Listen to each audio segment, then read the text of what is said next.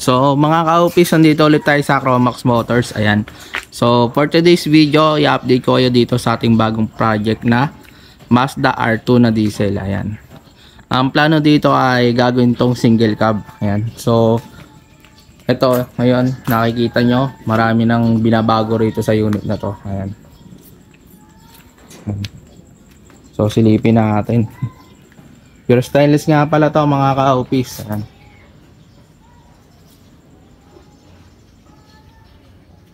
Gagawin daw tong single cab. So marami-rami pang babaguhin sa unit nito mga ka-office. Abang-abang lang po kayo. Ito yung kanyang pangilalim.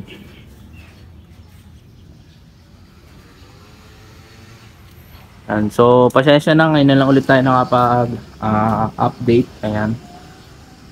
Sa kadahilanan na yun, busy nga pala tayo sa ating trabaho. Ayan. So pero ito ngayon nandito ulit tayo. Ayan. So silipin natin yung mga project dito. Ayan. Maraming project na naka-line up dito sa Chromax Motors. Pero dito muna tayo mag-focus. Dito sa gagawing single cab. Ayan. So update ko dito mga ka-office pag may bagong update dito sa ating project na to mga ka-office. Kasi totally hindi pa natin alam yung pinaka gagawin dito. Ayan. So nag-update lang tayo para mapakita ko sa inyo yung mga naka-line up dito sa Chromax Motors. Ayan, lipin natin. Kasi ito mga ka-office, ayan, nabili na to kasi tapos na tong project na to. Ayan. Ito nga pala yung nakaraan na ginawa nilang kargahan ng tubig yan.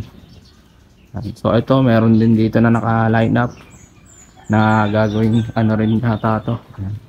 So hindi natin alam yung gagawin dito mga ka-office. Ayan. Pero sa susunod mga ka-office, pipilitin natin ma-vlog yan lahat. Ayan. So kasi marami-rami pa yan.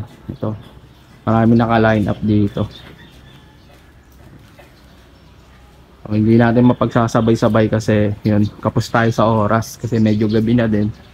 Ayan. So tapos ang natitira na lang dito ayun, yung isa nagagawa. Ayan. Tapos si paring Kim naman ayun nandun, may kausap kasi siya kaya hindi rin natin matanong kung ano yung mga gagawin dito sa unit na to. Pero ang sabi dito ay gagawin tong single cab. Pero marami naman na binabago rito. Ayan, ginagawa pa. Ito yung kanyang makina, Mazda R2 na diesel. So abang-abang lang kayo mga ka-office. Siguro ito lambalasing nakakalabasan ng project na to mga ka-office. Kasi ayan, pure stainless naman tong unit na to. Marami-rami pang babagoy, wala pa siyang bubong. Tapos yung sa kanyang likod. Tapos wala pa yung kanyang molly.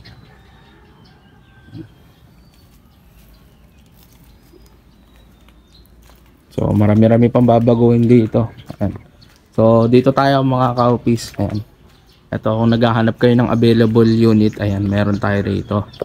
Wrangler, ayan.